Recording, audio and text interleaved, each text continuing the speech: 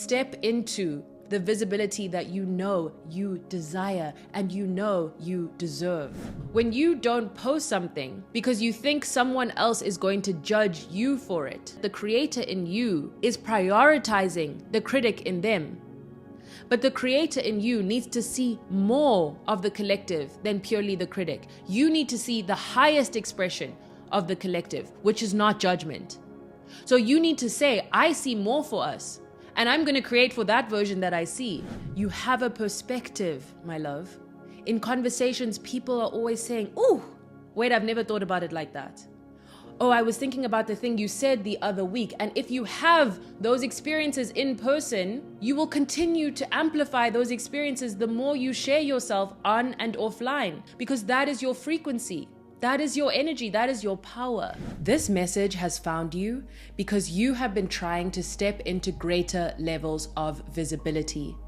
And even more than you want to be seen, you truly want to be felt. And as you step into greater levels of visibility, one of the fears that keeps circling in your heart and in your body, a fear that is evolutionarily designed to help keep you safe, is your fear of judgment from other people. And there are two deep shifts that I want to give to you as someone who has faced and continues to alchemize the fear of being seen into love, into connection, into desire and possibility. And these two shifts are going to support and expand your consciousness as you step into the visibility that is your birthright. So number one, you posting yourself on social media, or you stepping into more visibility in the rooms that you exist within, promoting your work, amplifying your voice, performing on stages, it's not going to make people judge you. It's going to highlight the people in your life who already are judging you. And so sometimes, my love, when we avoid putting ourselves in a position to be seen, it's not that we're avoiding what will become true if we do so. It's that we're avoiding what already is true. If there is judgment that you are fearing from people who you know, people you maybe went to high school with, work with now, live in your community, your family, then you not sharing yourself is you just protecting yourself from the truth that you are surrounded by people who don't genuinely support you. And so when we hide instead of step into the possibility and the frequency of visibility, we are hiding from our own truth because we know that this calling is ours to honor. And we also know that there are people out there who would love to hear what we have to say, to receive what we have to give. But we let people who don't have our best interests at heart in our circle and in our midst, we let what they might say and what they might feel stop us from sharing. But I want to invite you into an understanding that you cannot make something more true than it already is. If those people do not support you, all that will change is that you will have to step further into the truth of their lack of support. One of the distinctions I always make with my clients who I coach on the fear of being seen, multi-passionate, multi-dimensional creators who know that visibility is a vessel, a vehicle towards deeper levels of purpose and impact. And something that I always say to them is what the fear of being seen highlights is the difference between the frequency of support, which we crave, and evaluation, which is what we often receive. Someone who supports you is unconditionally loving and pouring upliftment into you. They are proud of you for taking the step. They are not evaluating how the step went. Those who are evaluating you, on the other hand, those are the people who are saying, "Oh, I see you've been posting on social media. How's that been going for you? That video you posted was kind of embarrassing. Oh, I would never post the way that you're posting. Okay, so you're going to be a comedian. What awards have you won? Oh, so you want to write a book. So obviously you want it to be a New York Times bestseller. They are evaluating not only our goals, but also our ability to fulfill them. And these are the people who you get a little bit scared to share your dreams around. Watch out for that voice. When someone asks you, what are you dreaming of, or what are your goals, and you feel a little bit tense and scared to share. Sometimes it's because your deep subconscious heart and mind has identified that this person is not a safe space for your dreams. This person is not a space of unconditional love and support, but a space of judgment and evaluation. With love to them, because we give the frequency we've received, so they have probably felt judged and criticized and held to impossible standards, and therefore do the same to us. And so what we must understand is when we prevent ourselves from being seen because we want to protect ourselves from the evaluators and because we don't feel we have enough supporters, we're actually blocking ourselves off from the possibilities of gaining those long-term supporters, people who genuinely want to feel our vibration, people who want to resonate with us. And I really believe in collective dreaming, that our dreams are not purely our own. We are receiving and holding the frequency of the collective dreaming through us. And so, in the beginning of stepping into greater levels of visibility, we need to be willing to imagine that there are people who want to receive what we want to give. And so you're not going to be making something true that isn't already true. You are just going to be stepping into further truth, which is that there are people in your circle who are judging you. And once you can radically accept that, then you can understand that the attempt to protect yourself from their judgment might not be the wisest and most loving way to respond. Because that energy of judgment towards you is already within those people. And so you can only shine a light on what is. You're not going to bring about something that never was. But you're also going to be surprised by the people who you've projected criticism and judgment onto as a projection of your own self-doubt onto them. Oh, they're going to judge me. They're going to think this is cringe. Actually, I'm judging me. I think this is cringe. You're going to be surprised that there will be people who you went to high school with, or who you work with, or in your community, who you'll assume are only judging you. I've had so many people from different chapters of my life reach out to me who I never would have thought send me a TikTok I've made or a podcast episode and say, I really need this. I've had members of my own family who I've then more deeply connected with through my own content, which is a very special experience to have, and one that will unlock for you if you share yourself in this way. So that is the first shift, my darlings, is that you're not going to make something true that isn't already true. You're just going to step into a more radical acceptance of that truth. If you fear they're judging you, in a sense they already are, will you let that silence you, or will you just allow yourself to be judged in a more obvious way? Now, let's get into shift number 2, which is all about integrating the way that we judge other people, because just as we fear being judged, we also judge. And so if we can really integrate our judgment of others, understand it, learn from it, then we can dissolve some of our fears around being judged by other people. Let's get into it. So I invite you to write 3 columns in your journal. You're going to write down number 1 column, who you judge, the name. Number 2 column, why you judge them, what you judge them for.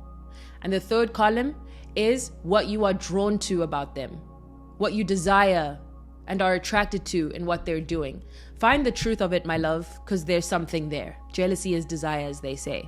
And I once read in this one book, it was speaking from a perspective of women. It was saying that because women are socialized to not own our desires, we're instead taught or invited or allowed to only express our desire through envy. Ha ha ha. So you know, that's just a lot of just interesting. Because we also judge. And what I think is really powerful about the fear of judgment is once you connect to the way that you judge other people and the judgment energy within your being, once you connect with it, once you understand its fears, its doubts, its insecurities, its view of the world, you will stop putting other people's judgment on such a pedestal and giving it so much power above you, because you will understand that that judgment is not coming from a place of healing within them. It is coming from quite the opposite. It is coming from a sense of lack within them that we've all been made to feel by our social conditioning, by all these systems of supremacy and oppression. So if you think about yourself as someone who judges, and you ask yourself, well, if I fear the judgment of my friends and family, and I've also judged my friends and family, then what makes their judgment so much bigger than the way that I've judged others? Let me explain what I mean by this. Each of us has many different voices and energies within us, and one of the voices we have within us is the critic. This is the part of us who wants to bring down and judge and gossip about, not in a nourishing, socially conducive way, but in a toxic, shaming, destructive way. So we have this voice of judgment and criticism within us, but we need to recognize that's not all we have. None of us is only that voice of judgment.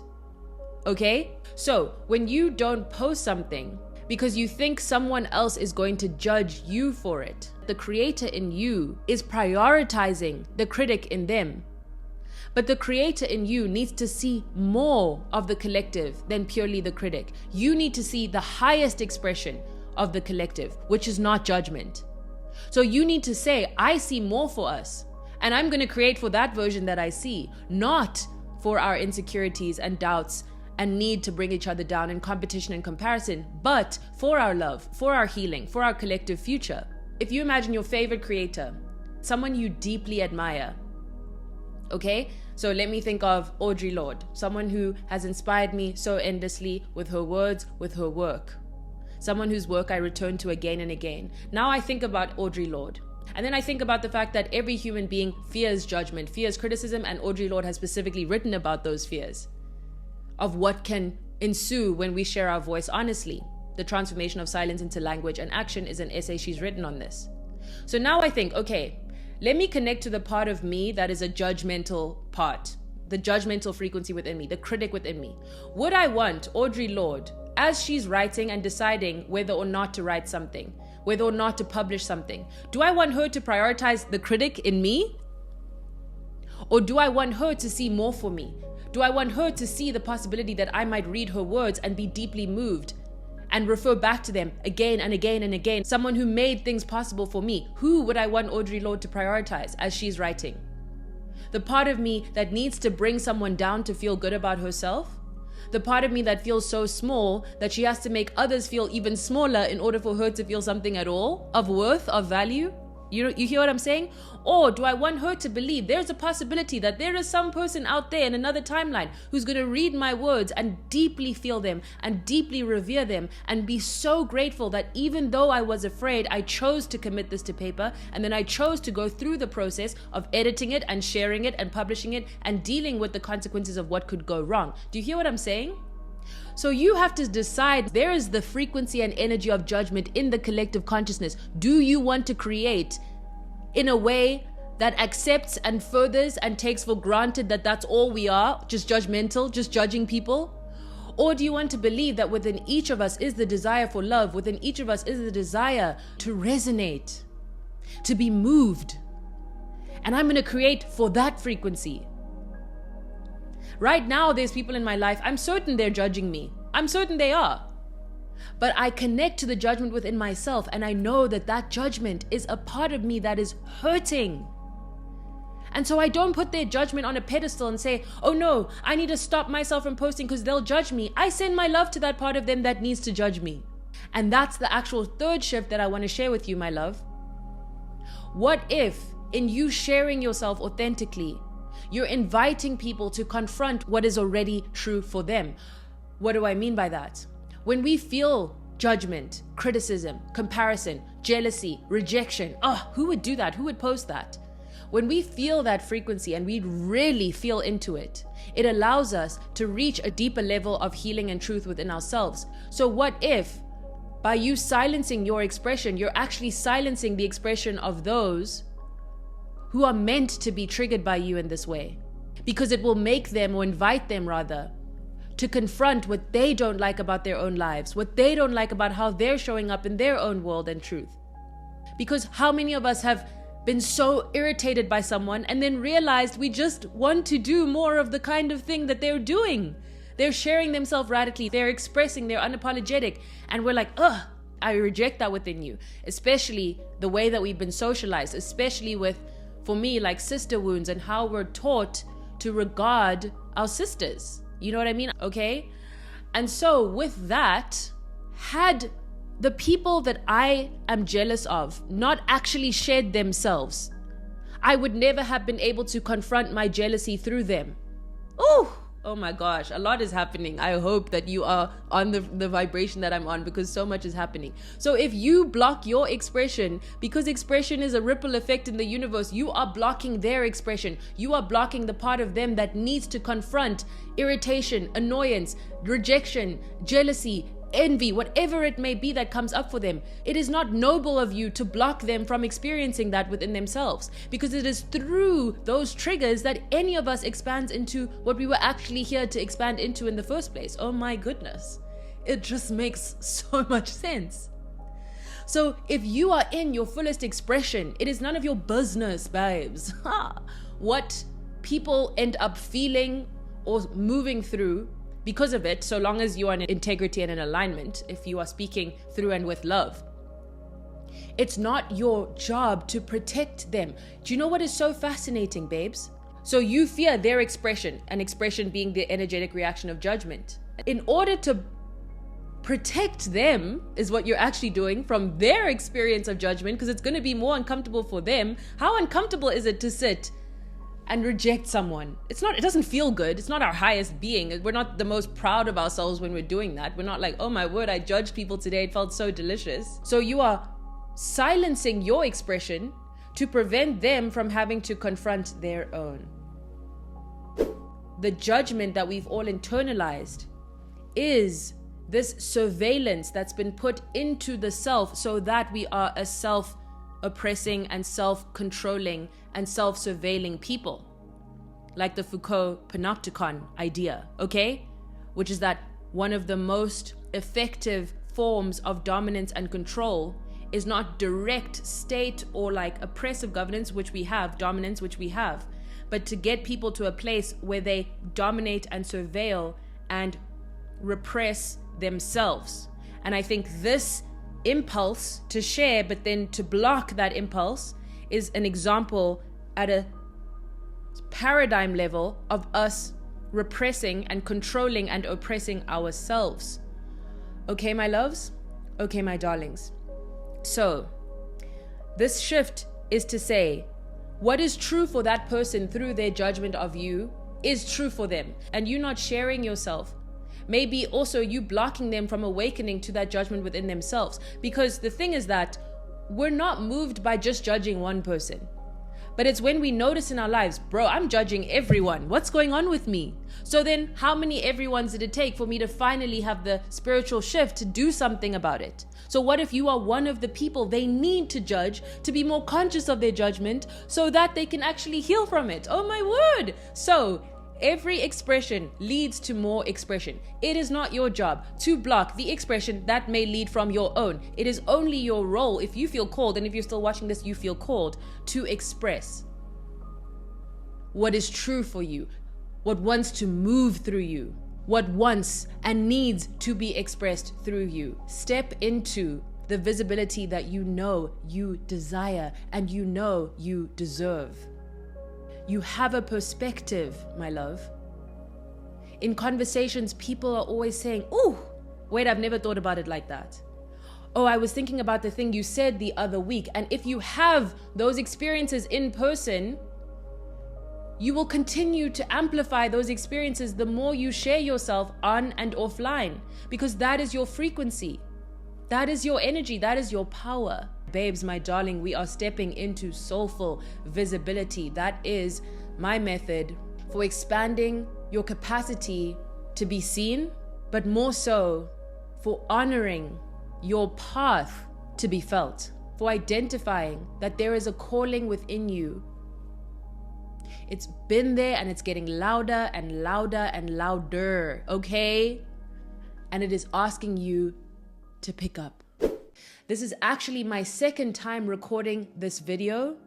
And I was in tears just yesterday because I recorded a channeled version of this and I loved it. I had the chills. I was so electrified by it. I got up on my laptop to press stop recording, and yes, you guessed it, it wasn't recording at all. And so at first I started laughing.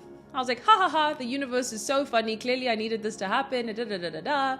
And it's going to be okay because it's all within me and inside me. And I was like, oh, how powerful that I'm reacting by laughing, that I'm not that affected by this. Oh, and then later I tried to record it again. I started crying. You stepping into being seen is not going to change how people feel about you. It's going to highlight how they already feel.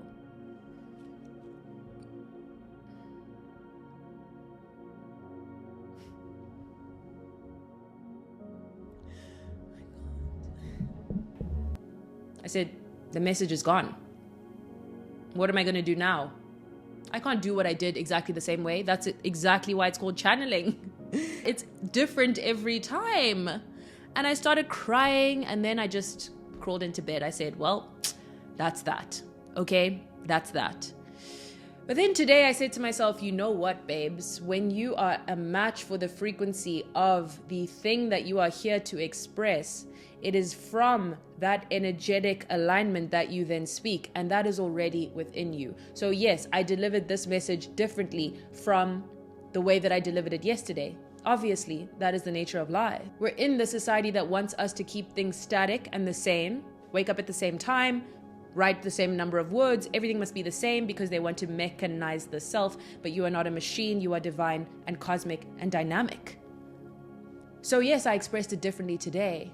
But what I'm feeling into is the power of soulful visibility because I'm speaking from my soul. And so what is true for my soul, that conviction and that power is going to be transmitted. And that is the point. That is what we are craving, is that energetic alignment between the messenger and the message. They are one. And the other thing that I want to say to you, my loves, is that no one physically wants to see me, for example. It's not that they long to see my physical manifestation. They long to see what I see. And so if you fear being seen, what if it is because there are things you are still meant to see before you can fully embody the sight that the messages you are here to deliver require of you? Oh my gosh. Because a message needs a messenger who feels it so strongly that they must share it. Ooh. So if you haven't gotten to the must, I'm so full of this. I'm so brimming with this idea that it must flow from my being. That is soulful visibility. It's not from the ego. And so yesterday I was singing to myself and I was singing 2 lines. I lost something today. I found something today.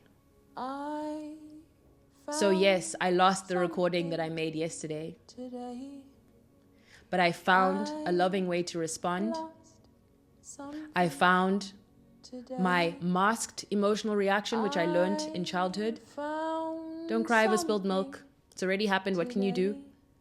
Versus my actual deep inner child emotional reaction, which was crying, sadness. I've lost something. It's gone. It will never come back. Like it felt like it slipped into the ether of the universe. But then I could also see that I found resilience. I found love. I found acceptance. I found levity. I started laughing.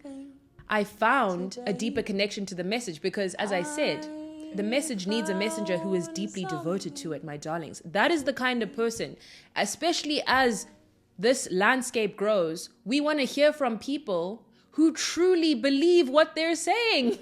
You know what I mean? Do you know how pleasurable it is? It's pleasurable because they're so obsessed with what they're saying that that's just an attractive magnetic energy. Everything is unfolding for you. And if you long to be seen, know that there are people who long to see what you see, to feel what you feel, to tap into the vibration that you are here to embody and share with the world. I love you so much, my loves. You are so welcome to book a session with me on the fear of being seen, on stepping into soulful visibility. I also do sessions on creative activation. If there's something in your life you're longing to create, but you are getting blocked, or you are feeling there is a bigger dream that you want more clarity around, I invite you to book a session with me. And otherwise, I hope that my voice and my work continues to serve your deepest consciousness. That is my hope, that I am here to expand you and I'm here to pour love into you. I love you so dearly. Thank you for being with me in this frequency, in this vibration. We are soul siblings. We are resonating on the same frequency. Welcome to the Soul Salon. I love you so much, my darlings. I will see you on the next soul session. Love you. Bye. I hope some paradigms have been shifted for you in today's conversation. As always, if you can, please leave a 5-star rating on Apple and Spotify. Like, comment, subscribe. I love you so, so much. Okay? I love you. Join me on my Substack. Links in the comment section. Go there. Okay? Love you so much. Love you. Bye.